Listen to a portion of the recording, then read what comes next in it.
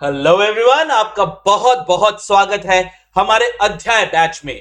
जी हाँ बेटा, आपको पता ही है कि ये बैच है CSEET नवंबर 23 के लिए और यहाँ पे आपको आपके करंट अफेयर का सब्जेक्ट पढ़ाता हूं मैं, अंकित मुंद्रा।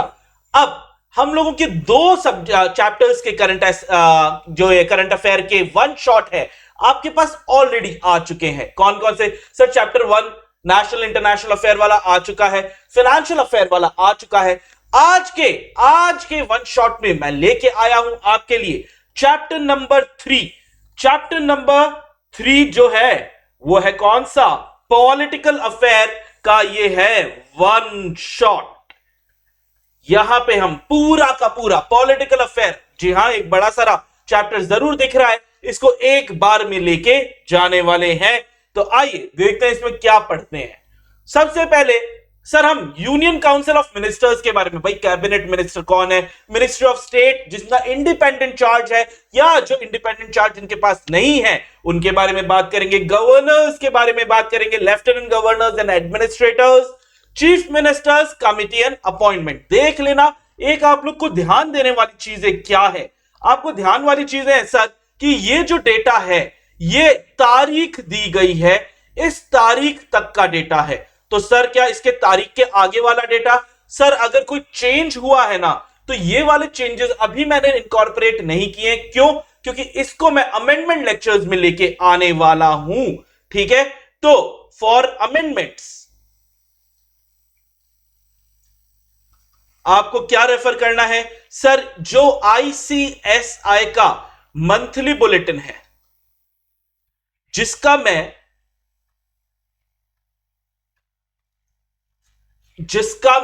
अलग से आपके लिए लेक्चर लेके आऊंगा, जिससे आपको पता लग जाए। यार कोई बच्चा होगा, क्यों सर आप इसी में इनकॉर्पोरेट कर लेते? देखो बेटा, क्यों नहीं किया? क्योंकि कई सारे बच्चे होंगे, हो सकता है वो ये वीडियोस ना देख रहे हो, लेकिन उन्होंने अमेंडमेंट वाला वीडियो देख लिया, इसीलिए डिफरेंस पता होना जरूरी होता है। और उस वीडियो के अंदर आपके सारे अपडेट्स जो है वो एक ही वीडियो में सारे मंथली बुलेटिन्स कवर हो जाएंगे। तो बार बार हर बुलेटिन को अलग से पढ़ने की आपको जरूरत बिल्कुल भी नहीं होगी। और फिर हम बात करेंगे सर कमिटी और उनके अपॉइंटमेंट्स के बारे में बात करने वाले हैं। आइए पहला टॉपिक स्टार्ट करते हैं। अब सर वैसे क्या इतने ही 5 ही टॉपिक है? नहीं यार, टॉपिक और भी है, लेकिन मेन हेडिंग्स की अगर अपन बात करते हैं तो ये 5 कैटेगरीज के अंदर ये पूरा का पूरा चैप्टर इधर उधर घूम रहा है। आओ सबसे पहले कौन है? श्री नरेंद्र मोदी जी। भैया ये हमारे ऑनरेबल प्राइम मिनिस्टर हैं।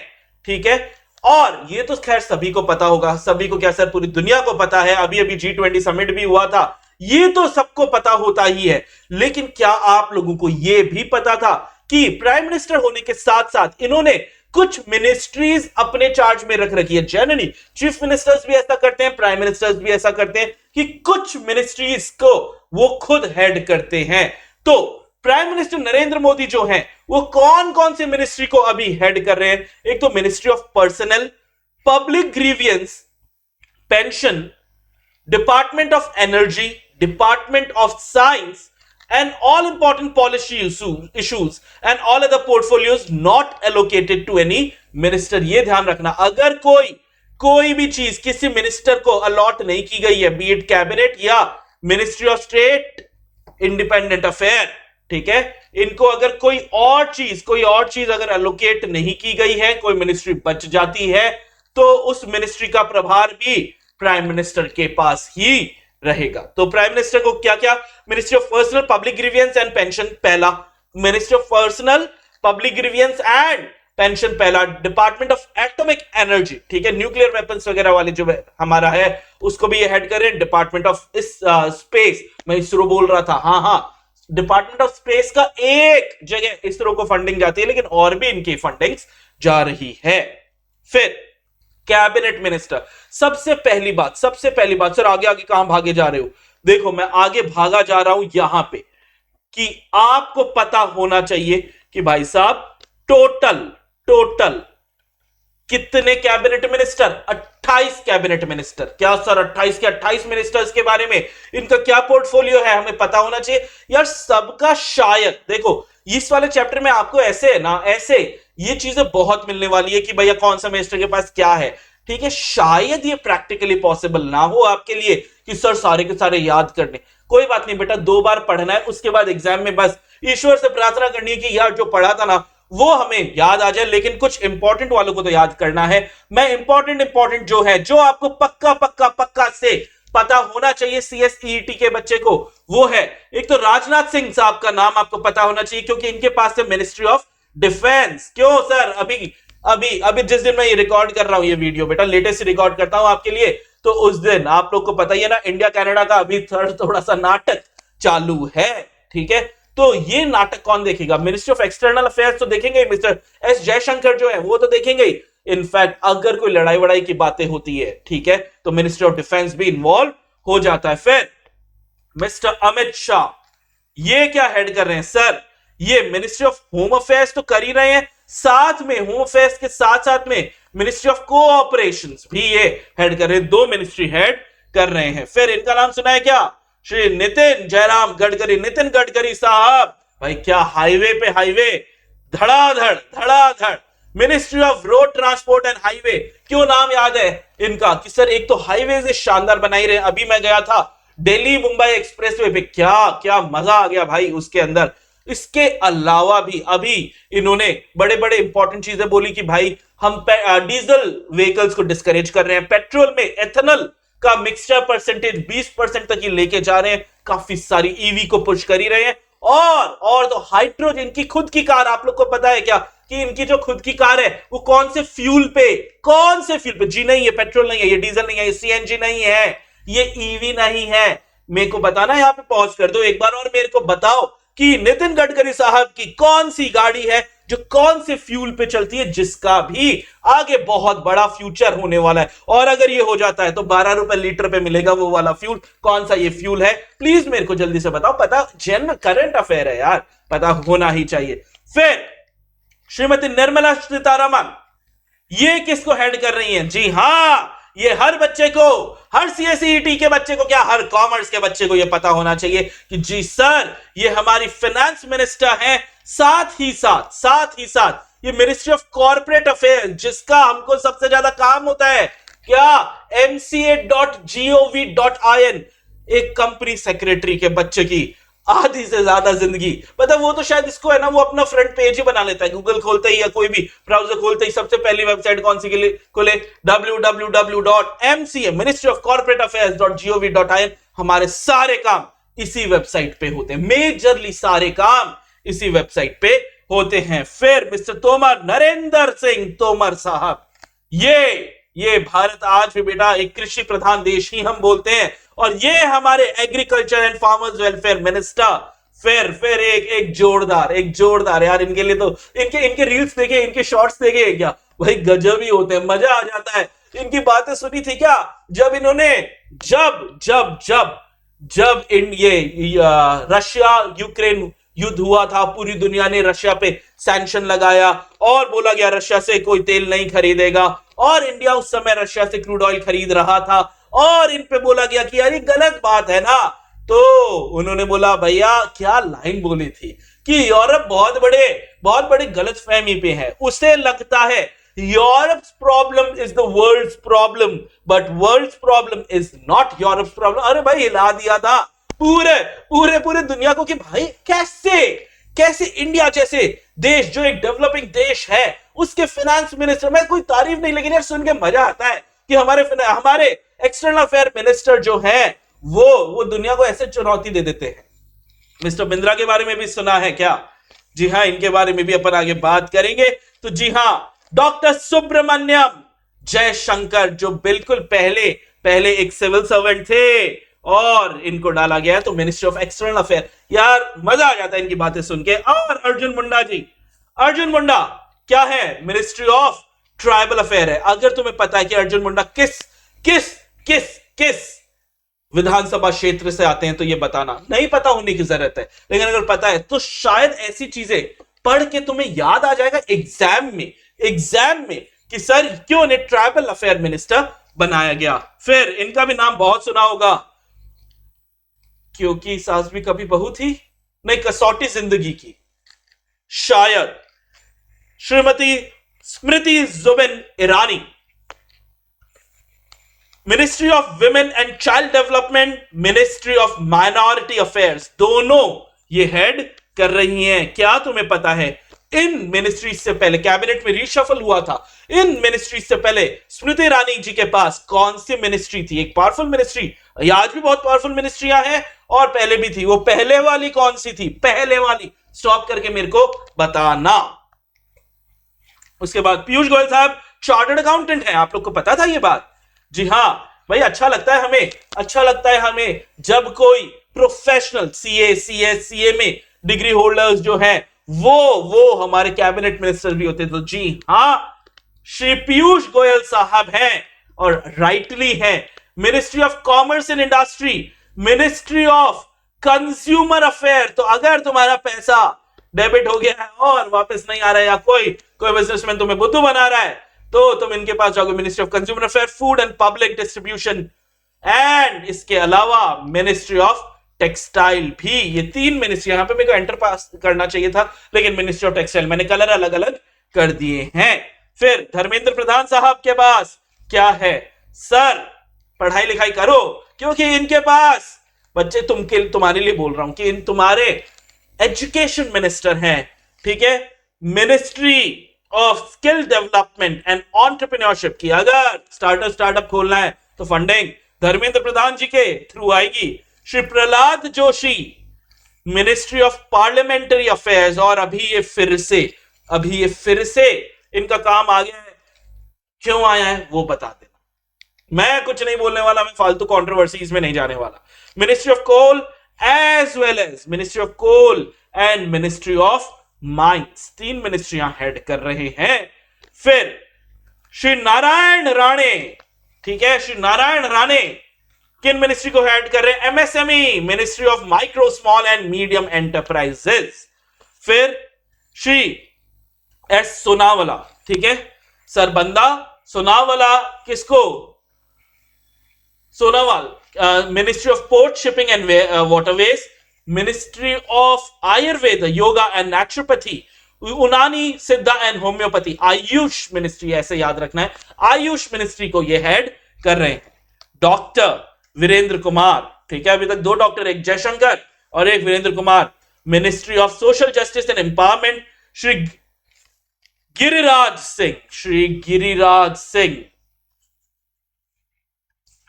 Ministry of rural development, ministry of Panchayati Raj. अब इनके नाम आपको नहीं भी उतने याद है, एग्जाम में थोड़ा सा कम आता है। कॉर्पोरेट अफेयर और मत भूल जाना।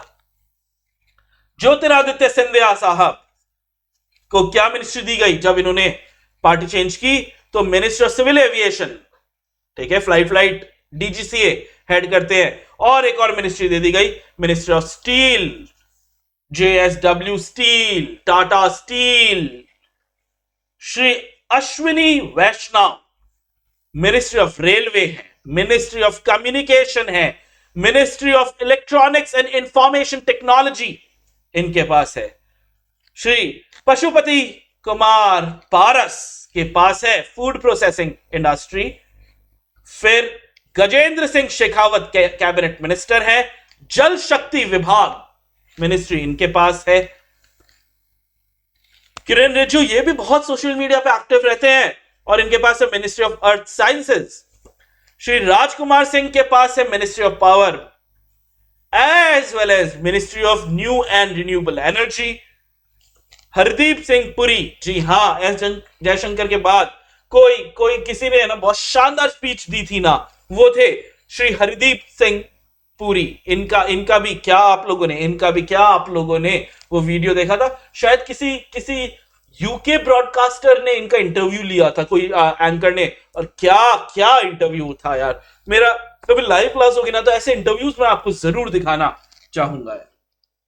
फिर इनके पास है ministry of petroleum and natural gas as well as ministry of housing and urban affairs.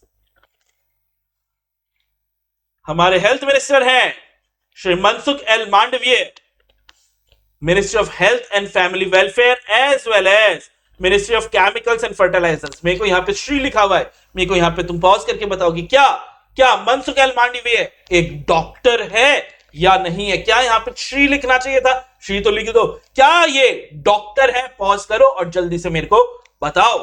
फिर श्री भूपेंद्र यादव, ये है ministry of environment, forest, climate change के साथ साथ ministry of labour and employment. तो जो लेबर लॉज आप लोग पढ़ोगे एग्जीक्यूटिव में, वो उनको हेड करते भूपेंद्र यादव, इसीलिए इनका नाम तुम्हें पता होना जरूरी है। एक और डॉक्टर आ गए, महेंद्र नाथ पांडे साहब, ये हेड करते हैवी इंडस्ट्रीज को। फिर है श्री पुरुषोत्तम रुपाला, ये हेड कर रहे हैं ministry of fisheries, animal husbandry and dairying, Amul दूध। ठीक है, अमूल के बारे में पुरुषोत्तम रुपाला जी। फिर Shri G Kishan Reddy, ministry of culture, ministry of tourism as well as ministry of development of north eastern region. जी हां, नॉर्थ ईस्टर्न रीजन को डेवलप करने के लिए अलग मिनिस्ट्री है। और श्री अनुराग ठाकुर साहब, इनका नाम भी बहुत सुना होगा, क्यों? Ministry of information and broadcasting तो है ही, साथ में ministry of youth affairs and sports भी है, स्पोर्ट्स मिनिस्टर भी है। और अभी अभी इन्होंने अपनी चाइना की विजिट कैंसिल की थी, क्योंकि चाइना ने अरुणाचल प्रदेश के हमारे एथलीट्स को एशियन गेम्स में, ठीक है, वीजा देने पे नाटक किया था, और हमारे youth affair and sports minister जो है, इन्होंने अपनी चाइना विजिट कैंसिल कर दी इस उपलक्ष्य में। फिर कुछ ऐसे मिनिस्टर्स भी हैं जिनके मिनिस्टर ऑफ स्टेट है लेकिन इंडिपेंडेंट चार्ज है। बेटा इंडिपेंडेंट चार्ज से क्या समझते हैं? ठीक है, they don't have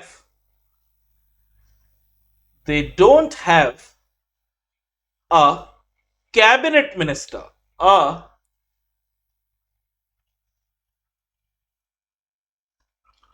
to overlook them, to oversee them. ये कैबिनेट मिनिस्ट्री जो होती है, ठीक है, उनके अंदर होते हैं मिनिस्टर ऑफ स्टेट। लेकिन अगर कोई minister of state independent charge वाला है, मतलब उसके ऊपर कोई कैबिनेट मिनिस्टर नहीं है, ये एक तरीके से इनके पास पावर कैबिनेट मिनिस्टर जैसी ही होती है, और ये कोई भी कैबिनेट लेवल की मीटिंग्स होती है उनको ये जरूर अटेंड कर सकते हैं। तो 3 हमारे पास टोटल कितने? 3 ऐसे मिनिस्टर ऑफ स्टेट है जो इंडिपेंडेंट चार्ज रखते हैं।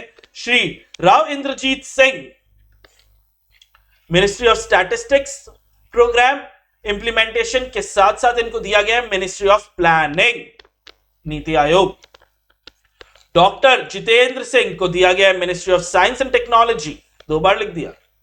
और तीसरा श्री अर्जुन राम मेघवाल, अभी भी ये न्यूज में आ रहे थे अपने भाई के साथ, ठीक है, ये कुछ इनके बातचीत हो रखी है, तो ministry of law and justice Shri Arjun Ram Meghwal. ये 3 ऐसे मिनिस्टर ऑफ स्टेट है जो इंडिपेंडेंट चार्ज रखते हैं। बाकी फिर हम अब आते हैं कुछ मिनिस्ट्री ऑफ स्टेट पे, मतलब इनके ऊपर एक कैबिनेट मिनिस्टर होगा। कौन कौन सर?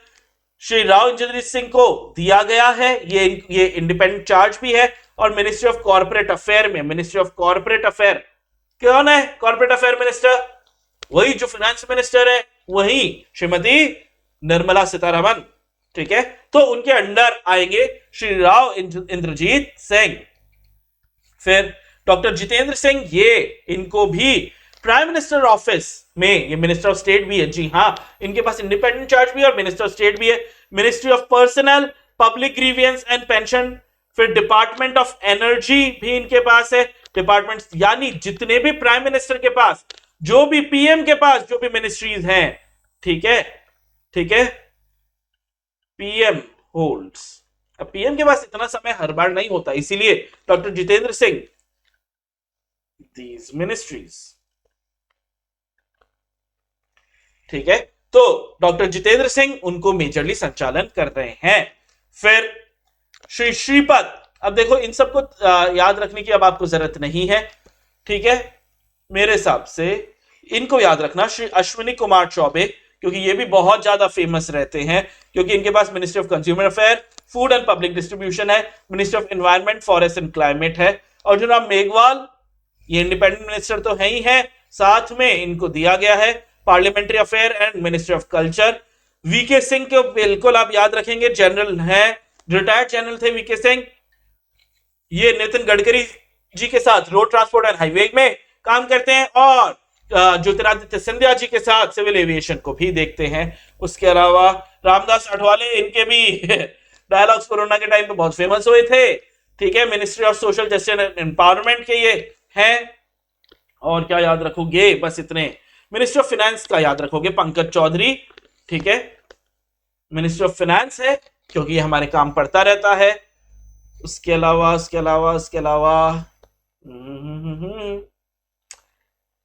बस इतने याद रखने हैं।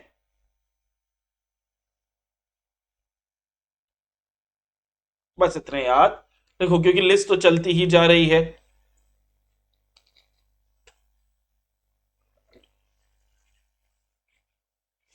डॉक्टर भगवत किशन राव करार, ठीक है, ये भी याद रखें आप।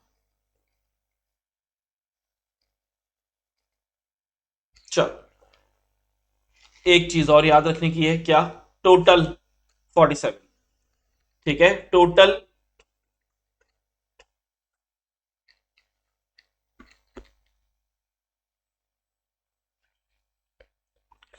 28 cabinet minister, 3 minister state independent charge and 47, ठीक है, मिनिस्टर ऑफ स्टेट। अब हमारे गवर्नर्स, ठीक है, गवर्नर्स जो हैं बेटा, इनमें आपको एक बार पढ़ना है, कोशिश करनी है एग्जाम में याद आ जाए, नहीं आएगा चलेगा, क्योंकि क्योंकि क्योंकि सारे गवर्नर्स का नाम याद रखना थोड़ा सा आपके लिए मुश्किल हो जाएगा। एक बार रीड वंस, ठीक है, मैं यहां पे लिख देता हूं।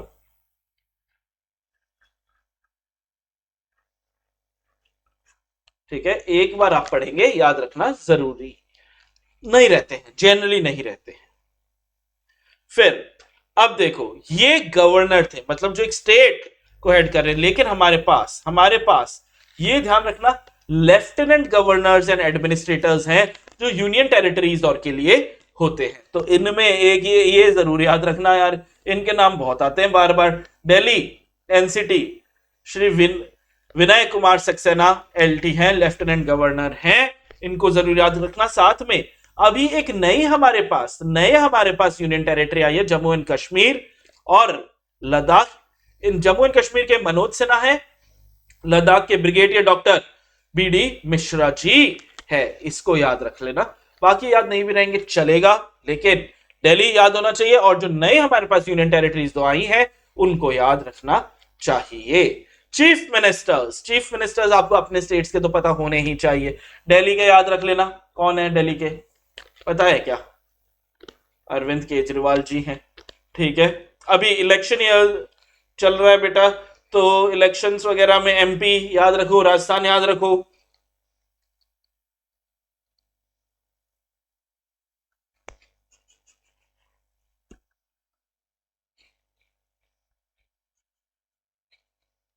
शिवराज सिंह चौहान जी को प्यार से किस नाम से बुलाया जाता है? जी हाँ, ये एग्जाम में नहीं आएगा, लेकिन अगर तुम्हें पता है तो जरूर बताना। और पंजाब को भी याद रखना बेटा, क्योंकि अभी इलेक्शंस में ये जीते थे, भगवंत सिंह मान साहब।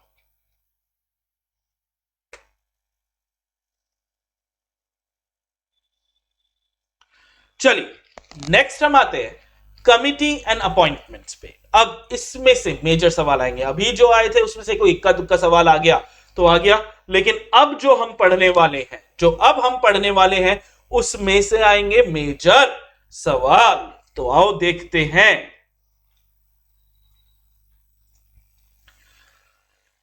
Centre sets up committee to prepare draft digital competition law. Draft है डिजिटल कॉम्पिटिशन लॉ। तो centre has ordered for setting up the committee that will review whether, क्या क्या रिव्यू करने वाली है? रिव्यू करेगा whether existing antitrust laws, क्या existing वाले ट्रस्ट इक्विप हैं टू डील विद चैलेंजेस जो इमर्ज हुआ है डिजिटल इकोनॉमी से।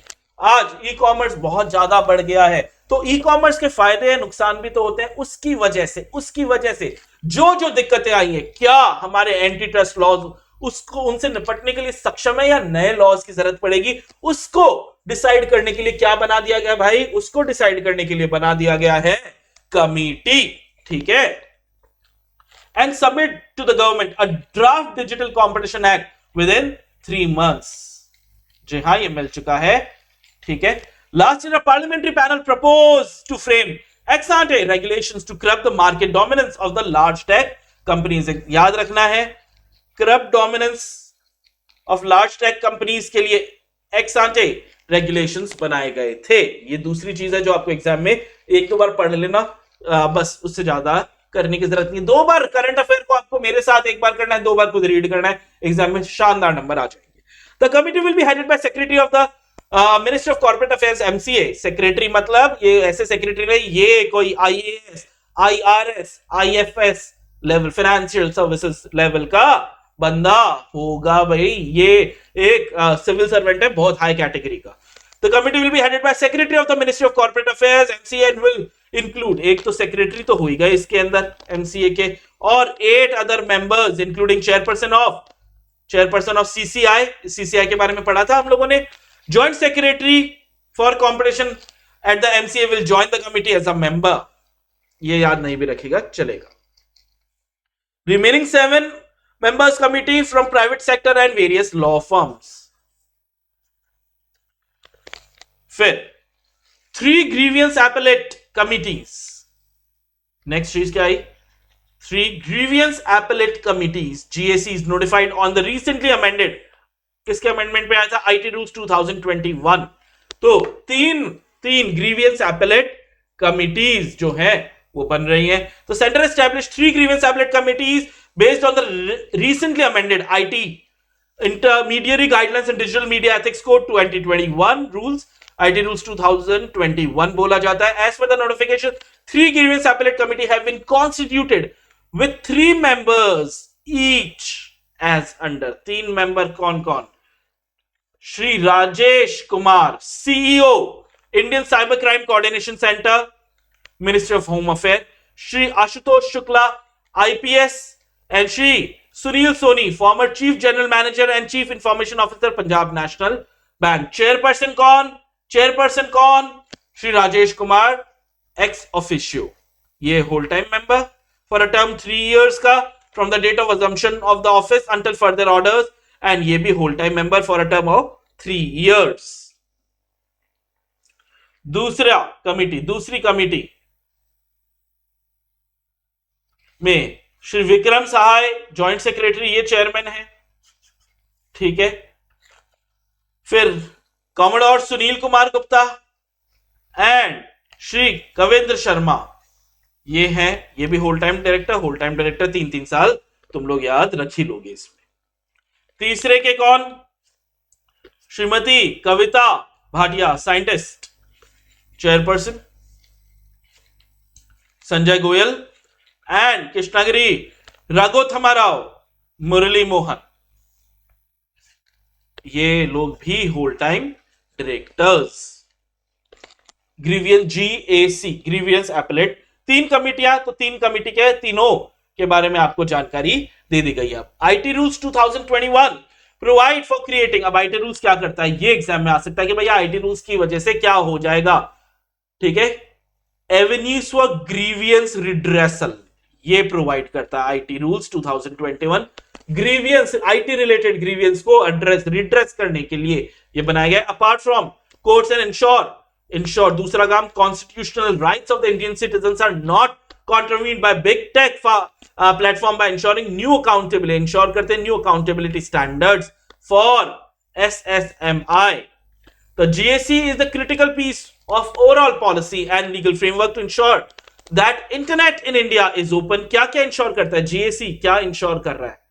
GAC ensure कर रहा है कि भैया भारत में इंटरनेट ओपन है, सेफ है, ट्रस्टेड है, एज वेल एज अकाउंटेबल भी है। GAC was created with due to large number of grievances being left unaddressed and unsatisfactorily addressed by internet intermediaries। GAC is expected to create a culture of responsiveness। Next काम क्या कर रहा है? Create a culture of responsiveness amongst the internet platform and intermediaries towards their consumer। GAC will be a virtual digital platform that will operate only online and digitally। मतलब इसका physical presence कोई court वगैरह नहीं होगी। Wherein the entire appeal process from filing of appeal to the decision thereof shall be conducted digitally। बिल्कुल exam में आने की संभावना बढ़ जाती है। फिर next committee, doctor Michael Devpatra reappointed as RBI deputy governor. ये तो हम लोगों ने पहले ही पढ़ लिया था आरबीआई के बारे में, जब हम लोगों ने डेप्यूटी गवर्नर्स के बारे में बात की थी। पीरियड ऑफ 1 ईयर 15 जनवरी 23 से इनको रीअपॉइंट कर दिया गया है। किनको? Doctor Michael Devvrat Patra. फिर ये भी आप पढ़ चुके हो सेबी के बारे में। सेबी एक्सपर्ट्स कमेटी किस पे? Sir cyber security and information system पे जो कमेटी है उसको सेबी ने बढ़ा दिया है। कैसे बढ़ाया? Expanded 2 of its committee. कौन कौन सी कमिटी? सर एक तो high powered steering committee on cyber security, और दूसरी कमिटी कौन सी? Information system security committee. इन दोनों को सेबी ने एक्सपेंड किया है। In a bid to strengthen cyber security framework and cyber resilience requirement, the committee on the cyber security has been expanded. कितने मेंबर? अब एग्जाम में आने की क्या चीज है? हर चीज एग्जाम के लिए नहीं होती है बेटा, लेकिन 8 कर दिए गए 6 से। पहले 6 ये हम पहले भी पढ़ चुके हैं, फिर से आया है। पहले 6 थे, अब 8 कर दिया गया इन कमिटीज के अंदर। It will continue to be chaired by Naveen Kumar Singh, DG at national critical information infrastructure protection centre. The 8-member committee oversees and provides guidance on just a sec, नीचे गिर गया था शायद अब आवाज सही से आ रही होगी। नीचे गिर गया था, पता नहीं लगा था। पहले आवाज कैसे आ रही थी? ठीक आ रही थी क्या? ओहो हो अराउंड 30 मिनट। क्या कम आवाज? वैसे मैं चिल्ला चिल्ला के बोलता हूं, तो शायद आवाज सही होगी, समझ में आ रही होगी। अब आवाज शायद थोड़ी धीरे करनी पड़ेगी। एक बार मैं इसको रिकॉर्ड कर लेता हूं। अब इसमें अपन देखते हैं 8 मेंबर कमिटी करेगी क्या। भाई 8 मेंबर की एक कमिटी है, ये ओवरसी करेगी और गाइडेंस देगी किन किन चीजों पे? Cyber security initiative and developing and maintaining cyber security, cyber resilience requirement जो ग्लोबल प्रैक्टिसेस पर होगी। बस इतनी चीजें ध्यान रखनी है जो हाईलाइटेड है। इसको 2 बार 3 बार पढ़ना है बेटा, हर चीज नहीं करनी है। ये हाईलाइटेड को 2 बार 3 बार पढ़ना है। उसके बाद नेक्स्ट है फॉर्मर ब्यूरोक्रेट सीवी आनंद बोस अपॉइंटेड। आनंद बोस को कहां पे अपॉइंट कर दिया गया है? वेस्ट बंगाल गवर्नर, ठीक है, बनाया गया है। So former bureaucrat C.V. Ananda Bose has been appointed as governor of West Bengal. Manipur government La Ganeshan had been holding the additional charge of West Bengal. इससे पहले additional मतलब 2 स्टेट के ये गवर्नर थे, ठीक है। ये मणिपुर गवर्नर इनसे पहले होल्ड कर रहे थे additional charge of West Bengal since July after the former governor Jagdeep Dhankhar became the vice president of India. Mr. Bose is the recipient of the Jawaharlal Nehru Fellowship. He is also the first ever fellow. अब देखो first ever है तो याद रखने की चीजें हैं. First ever fellow of the Lal Bahadur Shastri National Academy of Administration in Mussoorie, which trains top civil service officer. A prolific writer and columnist, Mr. Bose has published 40 books in English, Malayalam, Hindi, including novels, short stories, poems, and essays. Mr. Bose was chairman of a working group that prepared the development agenda for Prime Minister Narendra Modi's government. His concept of, अब concept क्या है इनका? Affordable housing for all was adopted by the governor. किनका था ये? CV आनंद बोस का concept था housing for all. ये भी याद रखने की चीज है. सेबी ने फिर एक चीज कॉन्स्टिट्यूट कर दी. क्या कर दी? 15 मेंबर कमिटी. किसके लिए? अट्रैक्ट फॉरेन इन्वेस्टमेंट, ठीक है, विदेशी मुद्रा का संग्रहण करने के लिए 15 सदस्यीय समिति का स्थापना की गई. फॉर्मर चीफ इकोनॉमिक एडवाइजर केवी सुब्रमण्यन अपॉइंटेड एज चेयरमैन. ये ध्यान रखने की चीज है. फॉर्मर है भाई, ये प्रेजेंट नहीं, ठीक है. SEBI has constituted an expert group of foreign portfolio investors FPI to boost overseas flow into the country. The FPI advisory committee will be chaired by KV Subramanian, former chief economic advisor, and consists of 14 other members representing foreign banks, stock exchanges, depositories, and RBI. FSC has been tasked with advising, क्या काम करेंगे, advice करेंगे, issues related to investment and operations in FPI in the financial market, including measures of to facilitate ease of doing business with FPI in India. Also, review investment avenues available for FPI and advise on feasibility of new investment avenues, and to suggest measures required to encourage FPI participation in bond market. ये सारे उद्देश्य हैं इनके, जिसकी वजह से FPI को ये कमिटी बनाई गई है। चलो ये भी हो गया डन डन डन। चलो आगे। फिर IBBI insolvency and bankruptcy board of India में भी अपॉइंटमेंट हुआ है होल टाइम मेंबर का, ये हम पहले ही पढ़ चुके हैं, ठीक है। In the exercise of powers conferred by section 189 of the insolvency and bankruptcy code 2016 central government ने Shri Jayanti Prasad as whole time member of IBBI बनाया गया है, 5 साल के लिए किया गया है, 5 जुलाई 2022 से 65 या अंटिल फर्दर ऑर्डर तक ये रहेंगे। ऑलरेडी पढ़ चुके हैं इस चीज को।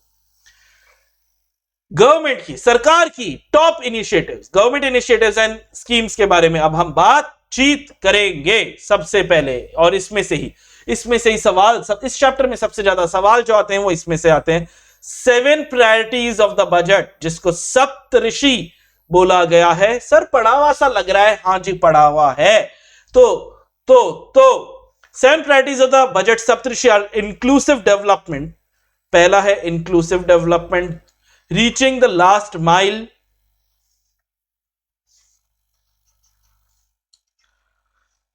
तीसरा है इंफ्रास्ट्रक्चर एंड इन्वेस्टमेंट, चौथा है अनलीशिंग द पोटेंशियल, पांचवा है ग्रीन ग्रोथ, छठा है यूथ पावर और सातवां है फाइनेंशियल सेक्टर। इन सात ऋषियों के आसपास हमारा पूरा बजट ऑफ 23-24 जो है वो घूम रहा था। तो इंक्लूसिव डेवलपमेंट, ये सात नाम याद करने पड़ेंगे बेटा। Learn,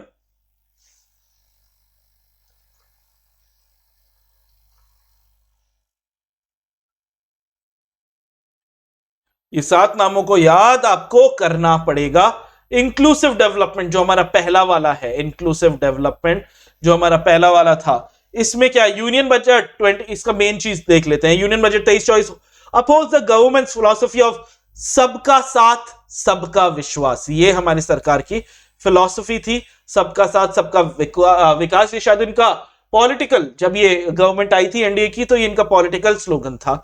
has facilitated inclusive development covering in specific farmers, women, youth, OBC, schedule caste, schedule tribes, दिव्यांगजन and economically weaker section, and overall priority for the under privilege, वंचितों को वरीयता। It is heartening to note that there has also been sustained focus on Jammu and Kashmir, Ladakh and North East. Inclusive development में ये सारी चीजें आ रही है। दूसरा वाला हमारा था agriculture and cooperation, reaching the last mile में। Digital public infrastructure for agriculture will be built as open source, open standard, interoperable public good and enable inclusive farmer-centric solutions through relevant information services for crop planning and health, improved access। ये सब याद नहीं रहेगा आप लोगों को, ये लेकिन याद रखना है। Agriculture Accelerator Fund will be set up to encourage agri-startups by young entrepreneurs in rural areas. An Agriculture Accelerator Fund, the fund aims to usher the innovative and affordable solution for challenges faced by farmer। इस fund के बारे में ध्यान देना है।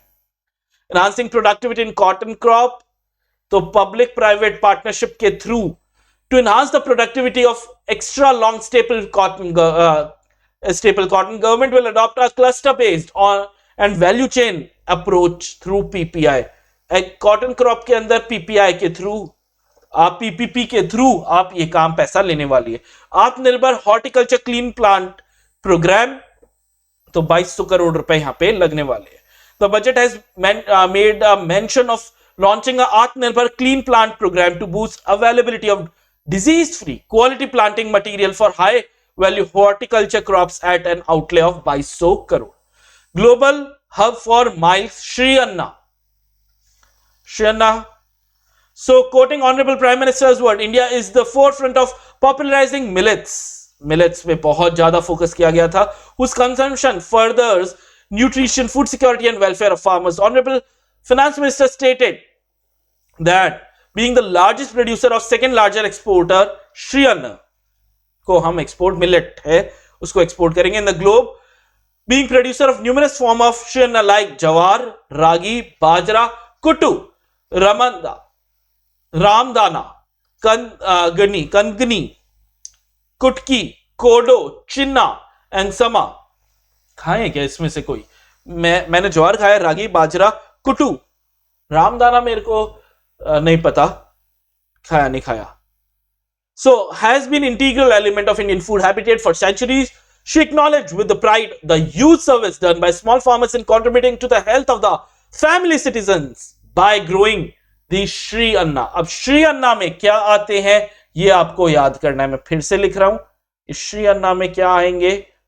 Learn. Shri अन्ना में क्या आएंगे? याद करना है. To make India a global hub for Shri Anna, the government institute of millet research Hyderabad will be supported as centre for excellence for sharing best practices, research and technologies at the international level. Agriculture credit में क्या बोला गया है भैया? तो credit target will be increase to 20 lakh crore with focus animal husbandry, dairy and fisheries पे focus है. Fisheries, जी हां, न्यू स्कीम ऑफ पीएम मत्स्य संपदा योजना टारगेटिंग 6000 करोड़ इसमें डाले गए हैं for fisherman, fish vendor, micro and small entrepreneurs, improve value chain efficiency and expand the market. Cooperation for farmers, specially small and marginal farmers and other marginal sections. The government is promoting cooperative economic development model to raise the सहकार से समृद्धि. The government ने already initiated computerization of 63,000 primary agricultural credit societies with an investment of 2516 crores. PACS में computerization के लिए दिया गया. Now the government of India will implement a plan to establish a massive storage capacity. This will help farmers store their produce and realize remunerative prices through the scale at appropriate time. The government will also facilitate setting of large number of multi-purpose 8 cooperative society. नई cooperative societies आ रही हैं भाई, 8 primary fishery society and dairy cooperative societies in undercovered panchayat and village in the next 5 years. Health and education upskilling के लिए क्या किया जा रहा है? Nursing colleges, 157 new nursing colleges will be established with the existing 157 colleges established since 2014. तो जितने 2014 तक 157 थे, एक साथ 157 और करेंगे.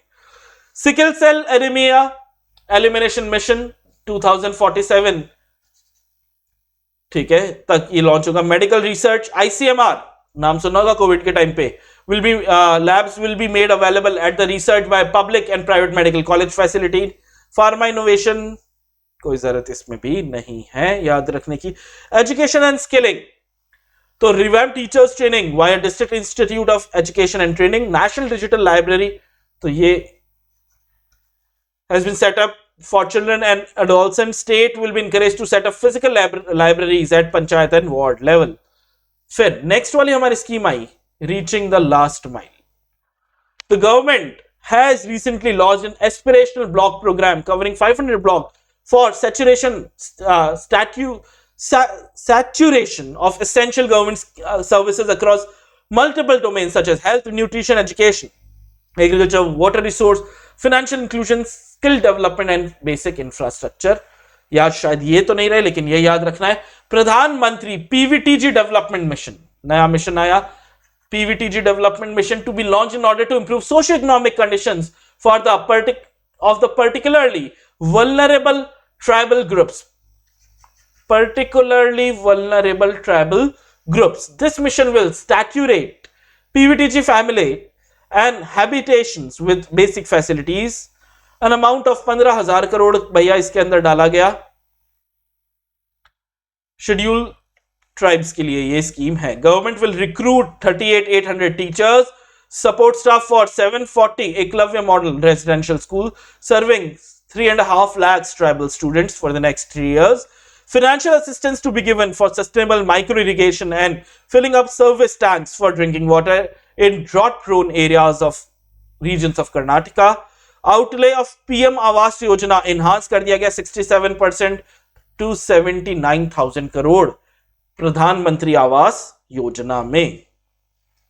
Bharat shared repository of inscription, हमारे पुरानी धरोहर जो है, वेद और जो है पुराण और जो है Bharat Shri, will be set up in digital epigraphy museum with digitization of 1 lakh ancient inscription. Government will provide financial support to the poor persons who are in prisons and unable to afford the penalty or the bail amount.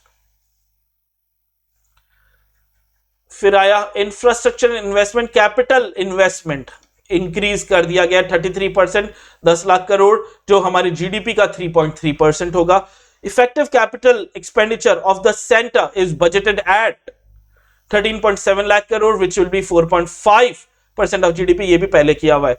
Continuation of 50 years interest free loan to state governments for 1 more year to spur investment in infrastructure with an outlay of 1.3 lakh crore. Newly established Infrastructure Finance Secretariat to enhance opportunities for private investment in infrastructure. Capital outlay 2.4 lakh crores provided किया गया railway को. 100 critical transport infrastructure project for last and first mile connectivity of ports, coal, steel, fertilizers दिया गया. ये सब याद नहीं रहेगा और ये ऑलरेडी हम पहले भी कर चुके हैं. अनलीशिंग द पोटेंशियल हमारा नेक्स्ट था. मिशन कर्मयोगी, गवर्नमेंट ने डाला है ये integrated online training platform iGOT Karmayogi to provide continuous learning opportunities for government employees to upgrade their skills. Government employees के लिए ये स्किल है. Jan Vishwas bill introduce to amend 42 central acts for effective trust based governance. Centre for excellence for artificial intelligence के लिए भी एक centre for excellence बनाया गया है. 3 स्पेशलाइज सेंटर बनाए गए हैं. Promote AI based solution, agriculture, health, sustainable cities. National data governance policy. Enable access to anonymized data. Anonymity है मतलब पता नहीं लगेगा कहां से ये आया है. For research by startup and academia. In this regard a national data governance policy will be introduced. Common business identifier, unified filing process. विवाद से विश्वास 1, विवाद से विश्वास 2. पहला वाला एमएसएमई के लिए, दूसरा वाला कॉन्ट्रैक्चुअल डिस्प्यूट के लिए. ये भी याद रखना, ये विवाद से विश्वास पे क्वेश्चन आते हैं. State support mission NITI Aayog का है ये मिशन, कंटिन्यू रहेगा 3 और साल के लिए. रिजल्ट बेस्ड फाइनेंसिंग, ई कोर्ट्स पे बात हुआ. एंटिटी डिजिलॉकर, 5G सर्विसेज आप लोग को पता ही है, अब तो लॉन्च भी हो चुकी है. सिर्फ मेन हेडिंग से याद रखना है बेटा. नेक्स्ट है आपका green growth, hydrogen, clean energy storage, transmission. Green growth में आते हैं 4000 मेगावाट. ठीक है, ये कैपेसिटी रहेगी. 13 gigawatt renewable energy from Ladakh, 20,700 crore. ये इनफैक्ट बन के तैयार भी है. सेंट्रल सपोर्ट है 8,300 करोड़ का. चलो, यूथ पावर अमृत पीढ़ी, प्रधानमंत्री कौशल विकास योजना. इस योजना का भी नाम सुना होगा आपने. Launch to it will be launched to skill lakhs of youth within next 3 years. The scheme will also cover new age courses for industry 4.0 like coding, AI, robotics, mechatronics. मेरे को तो पता भी नहीं mechatronics क्या होता है. स्किल इंडिया डिजिटल प्लेटफॉर्म, ये मेरे को पता है. Demand based formal skilling, linking with employers including MSME, facilitating access to entrepreneurial scheme. National apprenticeship, जो तुम लोग को इंडस्ट्रियल ट्रेनिंग वगैरह करनी पड़ती है, इसको प्रमोट करने के लिए ये स्कीम है. Provide stipend support and direct benefit transfer under the pan India national apprenticeship promotion scheme. इसको जरूर देखना. Tourism, 50 destination selected through challenge mode to develop as a complete package. And unity mall बनाया गया है state capital में, prominent tourism centre. Financial sector के लिए क्या है? Credit guarantee scheme for MSME 9,000 crore infuse किया गया है, ठीक है। Additional collateral free guarantee scheme 2 lakh crore and reduce the cost of credit by around 1%, यानी इंटरेस्ट रेट पे 1% का फायदा मिलेगा। नेशनल फाइनेंशियल इंफॉर्मेशन रजिस्ट्री, ये ठीक है। Financial sector regulate gift IFSC, ये इंपॉर्टेंट है। Business activities in gift city पता है ना बेटा, टू मेजर टेकन, ये ऑलरेडी हम इसको भी पढ़ चुके हैं। सिंगल विंडो है IT system for registration of approval from IFSC, SEZ, GSTN, RBI, SEBI, IRDAI. Single window में एक रजिस्ट्रेशन से सारे रजिस्ट्रेशन मिल जाएंगे। Data embassy, capacity building, central, ये सब ठीक है। नेक्स्ट ये ध्यान देना, रिवाइज एस्टिमेट जो है फिस्कल डेफिसिट का 6.4% ऑफ जीडीपी है 22-23 का, और 23-24 का रिवाइज क्या है एस्टिमेट 5.9। टारगेट कितना है 4.5 पे, देखते हैं टारगेट 25-26 में अचीव होता है क्या। हम देखो फिस्कल डेफिसिट को लगातार कम किए जा रहे हैं और अभी तो बहुत भयंकर कम किया है। अब बात करते हैं डायरेक्ट टैक्सेस की। आइए, डायरेक्ट टैक्सेस में क्या है, personal income tax rates, new income tax regime, ये बहुत इंपॉर्टेंट चीज है। न्यू टैक्स रिजीम जो है ना, ये अभी कंपल्सरी नहीं है बेटा, अभी ऑप्शनल है। मतलब अभी 2 स्कीम्स चल रही है, ओल्ड स्कीम और न्यू स्कीम, ठीक है। ये न्यू स्कीम जो है उसमें कुछ अलग तरीके से टैक्स लगाने का है, और ओल्ड स्कीम में है, ये सारी बातें आप टैक्स में पढ़ते ही हो।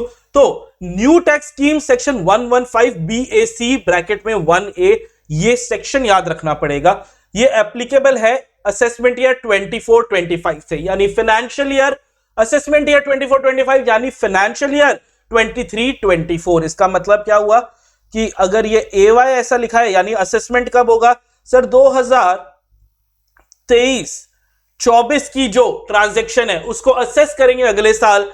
फाइनेंशियल ईयर 23-24 के जो भी ट्रांजैक्शन है उसको असेस करेंगे 24-25 में, तो उनके लिए ये एप्लीकेबल है। ऑनवर्ड्स एप्लीकेबल टू इंडिविजुअल और HUF फैमिली और AOP other than cooperative societies पर ये एप्लीकेबल नहीं है। ध्यान रखने की बात है कि कोऑपरेटिव सोसाइटीज पर ये एप्लीकेबल नहीं है, और body of individuals whether incorporated or not or an artificial jurisdictional person by default। Tax slab क्या है न्यू स्कीम के अंदर कि साहब ये न्यू स्कीम है, ठीक है। न्यू स्कीम के अंदर क्या स्लैब्स आ गई सर, 3 लाख रुपए तक की इनकम पे कोई टैक्स नहीं, 3 से 6 लाख पे 5%, 6 से 9 लाख पे 10%, 9 से 12 लाख पे 15%, 12 से 15 20, और अबव 20 स्ट्रेट अवे 30% लगेगा। तो सर ये तो कम लग रहे हैं टैक्सेस। नहीं बेटा, नहीं, देखो यहां पे रिबेट जो है वो इंक्रीज हो गई है फ्रॉम 5 लाख टू 7 लाख। मतलब क्या है सर कि सर 7 लाख तक आपको टैक्स इन रेट्स पे, ठीक है, ये 7 लाख इस कैटेगरी में आएगा, टैक्स तो इस रेट पे कैलकुलेट होगा लेकिन पूरा का पूरा उड़ा दिया जाएगा, ठीक है। For a resident individual whose income is chargeable, तो अप टू 7 लाख, ये 6 से 9 लाख में, मतलब 3 लाख तक जीरो, फिर 3 से 6 लाख यानी 3 लाख की इनकम पे 5%, 3 लाख पे 5% 45,000 रुपए हो जाता है, ठीक है। और फिर एक्स्ट्रा 1 लाख पे 10,000, यानी कितना, एक्स्ट्रा 1 लाख यानी 6 से उस पे 10%, यानी 1 लाख पे 10% यानी 10,000 और हो गया, तो 55,000 का टैक्स उड़ा दिया गया है, ठीक है।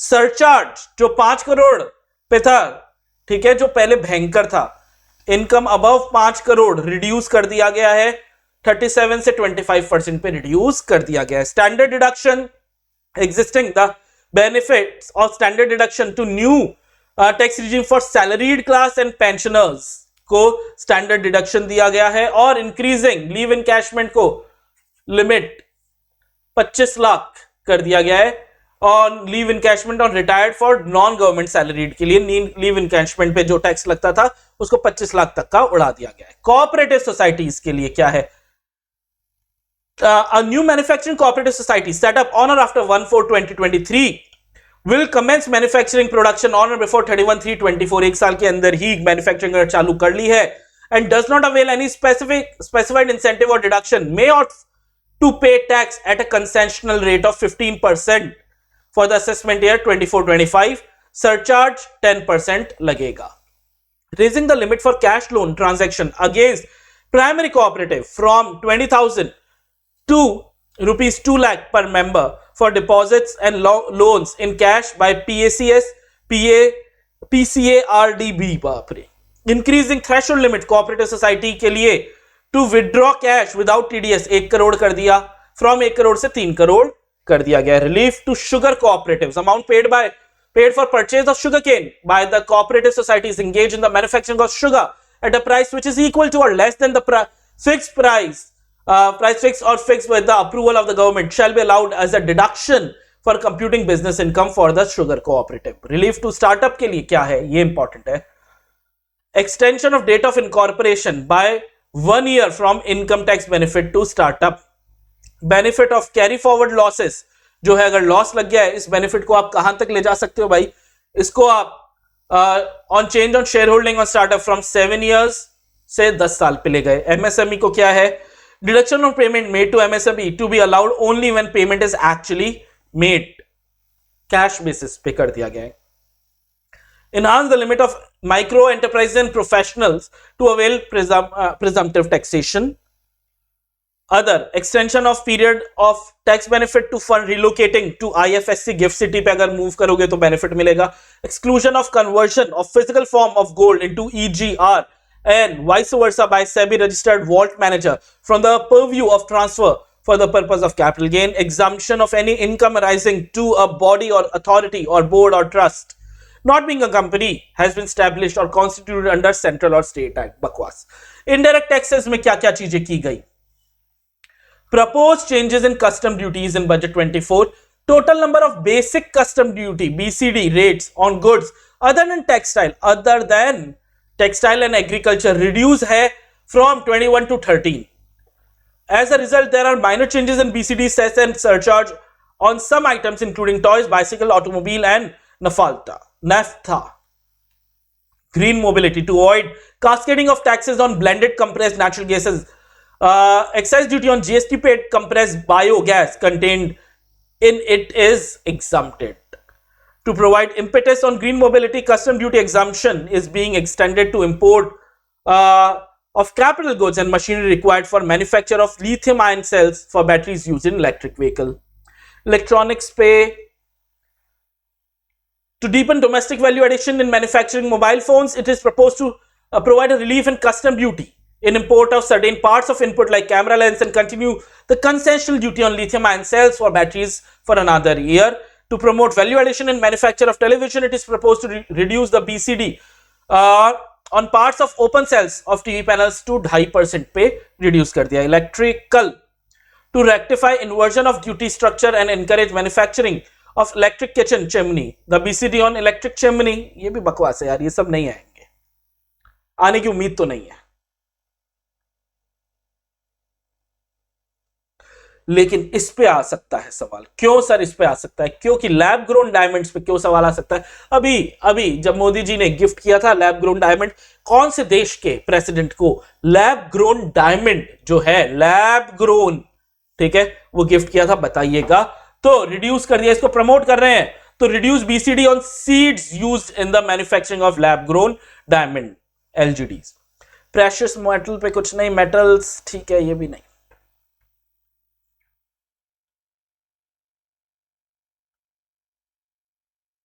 Legislative changes in indirect taxes in budget 23.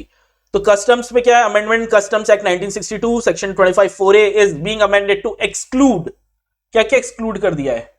Certain categories of conditional custom duty exemption from validity of period of 2 years. Amendment in the provisions relating to, ये बहुत ज्यादा इंपॉर्टेंट है, ये करना ही करना है. Amendment in the provisions relating to anti-dumping duty (ADD), CVD, countervailing duty and safeguard measures. So section 9(9)(a), 9(c) of the Custom Tariff Act are being amended to clarify the intent and scope of these tariff. Amendment in the first schedule of Custom Tariff Act, first schedule में being increased to rate, ये बकवास. GST में decriminalisation कर दिया गया है, मतलब पहले क्रिमिनल लायबिलिटीज होती थी, अब क्रिमिनल लायबिलिटी तो नहीं, सिविल लायबिलिटी होगी। Decriminalise certain offences specified under this clause, ठीक है। Facilitate e commerce for micro enterprises, ये सब बिल्कुल नहीं करना है। Startup, MSME and ease of doing business, agriculture accelerator fund के बारे में हमें पता है, नेशनल डेटा गवर्नेंस पॉलिसी के बारे में पता है, digital public infrastructure for agriculture के बारे में मैंने न्यूज़ में भी बात की थी। डेट ऑफ इनकॉर्पोरेशन को एक्सटेंड कर दिया गया, ये भी बात हम ऑलरेडी कर चुके हैं। बेनिफिट कैरी फॉरवर्ड लॉसेस का भी 10 साल कर दिया गया है। एंटिटी डिजिटल लॉकर भी बात कर चुके हैं, ऑलरेडी सारी बातें कर चुके हैं। यहां पे रिवैम्प्ड क्रेडिट गारंटी भी बात हो चुकी है। टॉपिक परीक्षा पे चर्चा, ओहो मोदी जी का ये परीक्षा से पहले, क्योंकि बच्चे बहुत ज्यादा स्ट्रेस में आ जाते हैं, इसीलिए परीक्षा पे चर्चा, ये 6th edition of Pariksha Pe Charcha. The Prime Minister Shri Narendra Modi interacted with students, teachers and parents at Talkatora Stadium in New Delhi on January 27. When 27 January 23, एक दिन after Republic Day, ऐसे याद रखेंगे. He also witnessed the exhibit of students showcased at the venue before the interaction. Pariksha Pe Charcha has been conceptualized by the Prime Minister, wherein students, parents, teacher interact with him on various topics related to life and exams. In topics पे बात होती है, life और exam, और कैसा चल रहा है life. Addressing the gathering, Prime Minister highlighted that this is the first time that Pariksha Pe Charcha is taking place during the Republic Day celebrations, throwing light on the importance of Pariksha Pe Charcha. For the Prime Minister himself, he pointed out that millions of questions that are posed as part of the program and said that it gives him insight into the mind of the young generation of India. PM Modi answered questions or topics, ठीक है, छोड़ो ये सब। Announcement of Padma award 23, पता नहीं कब मिलेगा, ठीक है। तो one of the highest civilian awards, Padma award, तुम जानते हो किसी को जिनको ये पद्म विभूषण, पद्म भूषण, कुछ भी, ये पद्मश्री, ठीक है, ये अवार्ड्स मिले of the country are conferred in 3 categories. तीनों कैटेगरी के नाम पता होना चाहिए। पद्म विभूषण सबसे ऊपर, पद्म भूषण एंड पद्म श्री, 3 कैटेगरीज है। The award are given for various discipline, fields of activities, जो है art, social work, public affair, science, engineering, trade, industry, medicine, literature, education, sports, civil service etcetera. Padma Vibhushan is awarded for exceptional and distinguished service. Padma Bhushan is distinguished service of high order, and Padma Shri for distinguished service in any field. The awards are announced on the occasion of Republic Day every year. ये बात पता है ना? These awards are conferred by the President of India at ceremonial functions which are held at Rashtrapati Bhavan, usually around March-April every year. For the year 23, the President has approved conferment of 106 Padma Awards. 106 Padma Award in total, including the 3 duo. In the duo case awards, the award is counted as 1 as under. Padma Vibhushan कितनों को दिया? 6 को। पद्म भूषण कितनों को दिया? 9 को। और Padmashri 91. 19 of the awardees are women, and the list also include 2 persons from the category of foreigners, NRI, PIO, OCI, and 7 posthumous awardees. What is posthumous awardees? मरणोपरांत। पद्म विभूषण जो 6 जनों को दिया, श्री बालकृष्ण दोस्ती posthumous दिया आर्किटेक्चर में, Shri Zakir Hussain art, Shri SM Krishna public affair, Shri Dilip Mahalanabis medicine, Shri Srinivas Vardhan, Shri Mulayam Singh Yadav, इनको भी मरणोपरांत मिला गया। पद्म भूषण, ठीक है, और पद्मश्री, ये तो बहुत सारे हैं। रीड एक बार। क्या लगता है कभी हमारा नाम यहां पे देखोगे? सर क्यों देखेंगे आपका नाम? नहीं, ठीक है, आ जाओ। IICA other initiative and scheme में IICA signs MOU with DSNLU to collaborate for offering courses, research and publication, advancement of knowledge, capacity building, awareness and advocacy. कुछ भी नहीं करना इसमें। Launch of national logistic policy, ये जरूर करना है। देखो, जो नहीं करना वो नहीं, एक बार जो नहीं करना मतलब उसको एक बार रीड मारना है, और जो करना है, जो मैं बार बार बोलता हूं, उसको 2 बार 3 बार कम से कम रीड करना है, ठीक है। इतिहास के हिसाब से हम बताते हैं बेटा क्या करना क्या नहीं करना, क्यों किस तरीके के CSET में क्वेश्चंस पूछे गए, और उस हिसाब से हम आपको बताते हैं कि ये आपके लिए कितना ज्यादा इंपॉर्टेंट है। तो prime minister Shri Narendra Modi launch the national logistics policy NLP at Vigyan Bhavan, New Delhi on September 17, 2022. National Logistics Policy, a comprehensive effort to address issues of high cost and inefficiency by laying down an overarching, interdisciplinary, cross-sectoral and multi-jurisdictional framework for development of entire logistics ecosystem is yet another step in this direction. The policy is an endeavor to improve competitiveness of Indian goods. कि यार logistics इधर उधर ले जाने में इतना महंगा पड़ जाता है कि हमारे गुड्स कॉम्पिटिटिव नहीं रहते, उसके लिए enhancing economic growth and increasing employment opportunities. The PM गति शक्ति नेशनल, ये बात इसके बारे में सुना है क्या? PM गति शक्ति नेशनल मास्टर प्लान सुना होगा, मेरे करंट अफेयर न्यूज़ेस में मैंने इसके बारे में बात की थी, ठीक है, वो देख रहे हो नहीं देख रहे तुम? For multimodal connectivity launched last year was a pioneering step in this direction. PM गति शक्ति will get further boost and complementarity with the national logistic policy. ठीक है, 93rd एडिशन मन की बात, ठीक है।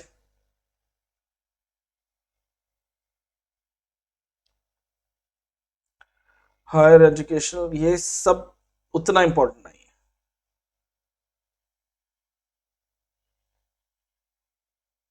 ये इंपॉर्टेंट है। 5 broad categories of parameters and weightage. तो नेशनल इंस्टीट्यूशनल रैंकिंग फ्रेमवर्क तुम्हारी यूनिवर्सिटीज कॉलेज और को रैंकिंग मिलती है बेटा, launched in November 15 by the Ministry of Education, was used for this edition as well as for the past 6 edition of India ranking released for the years 2016 to 22. 5 broad categories of parameters identified in NIRF on the weighing scale of 10 are given below. Teaching learning outcomes 100 में से weightage है 30% की, research and professional practice 30, graduation outcomes 20% में बता रहा हूं मैं, decimals में तुमको दिख रहा है, outreach and inclusivity and perception 10। चलो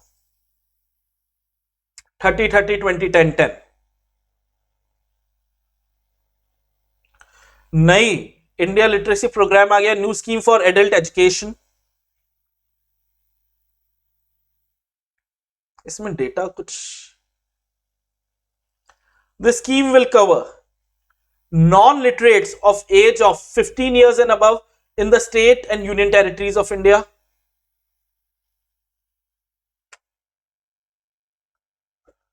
Salient features क्या है इस न्यू एजुकेशन की?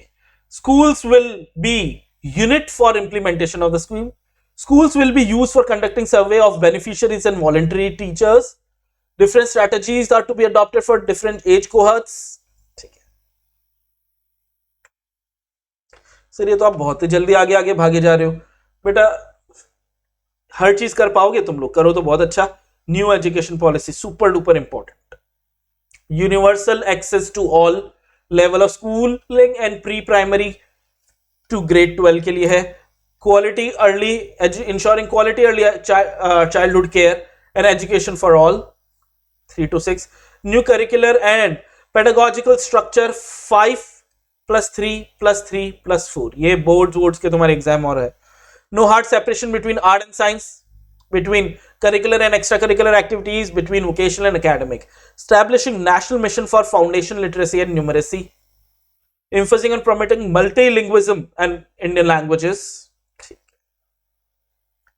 बस ठीक है, इतने से इतने सारे थोड़ी करोगे यार।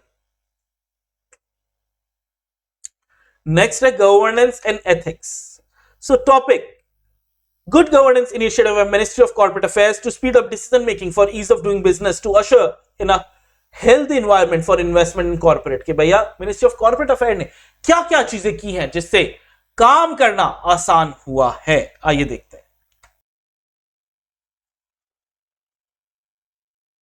चलिए, तो enhancing efficacy of companies act, companies act को सुदृढ़ किया गया है, मजबूत किया गया है। After consultation and interaction with the business chambers, corporate and account professionals, जिसमें तुम भी आओगे, MCA has made 40 clarification and elaboration in the form of circulars. These, just a sec.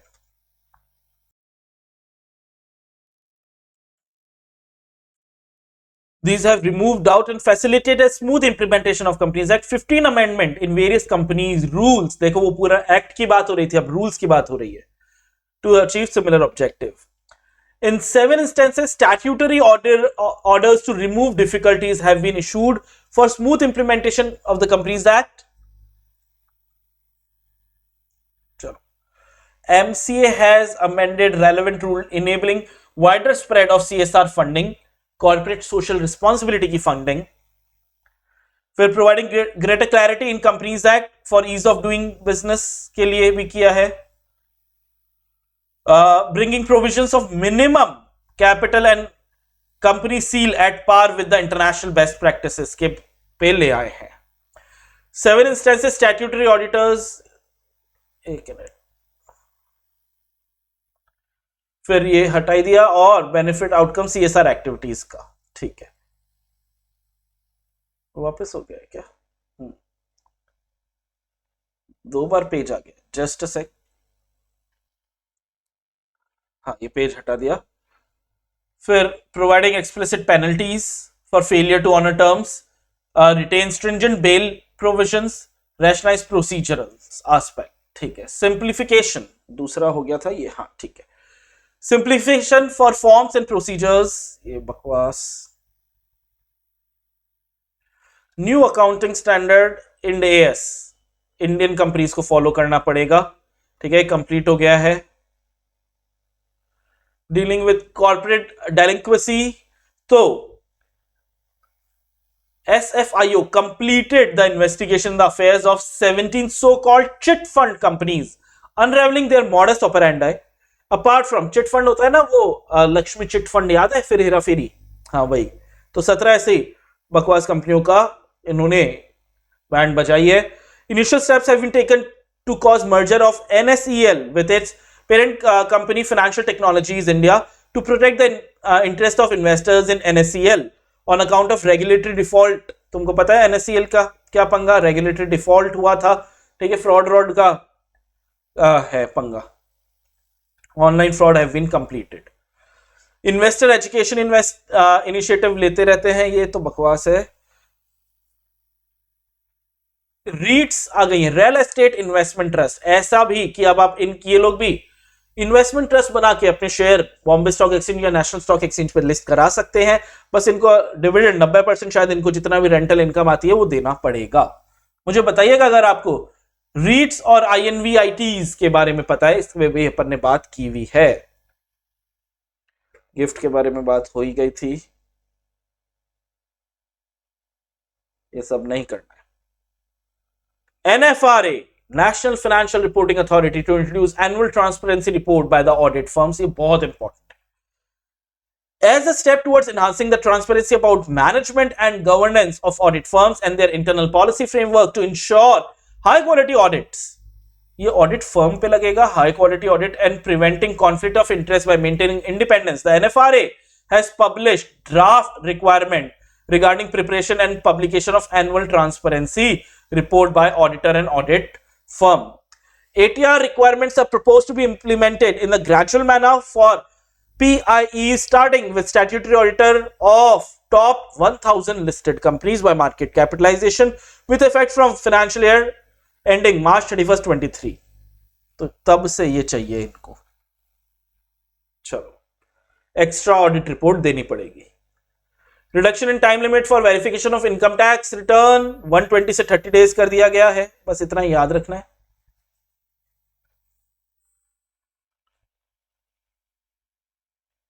Of transferring the data ITR electronically. अब refunds थोड़े जल्दी आएंगे बेटा. ठीक है, सब में ITR 5 अब 30 दिनों के अंदर आपके पास मेल में आ जाएगा. प्रोसेसिंग नहीं, ITR 5 आ जाएगा कि हाँ आपने दे दिया है. Cabinet approve multi state cooperative societies amendment bill 2022. बस इतना ही याद करना. हेडिंग बस और कुछ नहीं. The RBI launches Daksh Reserve Bank Advanced Supervisory Monitoring System. ये इस पे भी हम ऑलरेडी बात कर चुके हैं, 2 बार बातें करने का कोई मतलब नहीं है. Compliance function and role of chief compliance officer, ये बात जरूर करेंगे. Chief compliance officer CEO, CFO, CTO के साथ अब आ गया है compliance officer urban cooperative banks में भी. बस ये हेडिंग याद रखो. और एक केस लॉ है, CCPA penalizes Flipkart for selling substandard pressure cooker to consumers to pay penalty of 1 lakh. खराब कुकर बेचने पे फ्लिपकार्ट पे पेनल्टी लगाई थी CCPA, central consumer protection authority ने. चीफ कमिश्नर मिसेस निधि खरे 598 प्रेशर कुकर जो इसके प्लेटफॉर्म पे बेचे गए थे 45 दिन के अंदर 1 लाख रुपए की पेनल्टी देने का प्रेशर दिया था, मतलब ये सजा दी थी. बस खत्म, that's it. Ministry to conduct quarterly audit of compliance by social media. So Ministry of Electronics and Information Technology will now conduct compliance audit of social media companies every quarter. Social media companies की every quarter ये audit होगी. At present social media platforms are required to disclose their compliance with IT Rules 21 every month, where they disclose action taken by them in response to various grievances. ठीक है, quarterly audit करवानी है, that's it. फिर ये MCQs जो है बेटा, इसके आंसर ऑलरेडी मार्क कर लो. इसमें ये ऑल इस पे नहीं है ना कि जो मैंने पीछे पढ़ाया है उस पे है, ये तो एक्स्ट्रा ज्ञान है. इस वाले के बारे में मैंने ऑलरेडी तुमको डेली करंट अफेयर में बताया था, तुम्हें याद है क्या?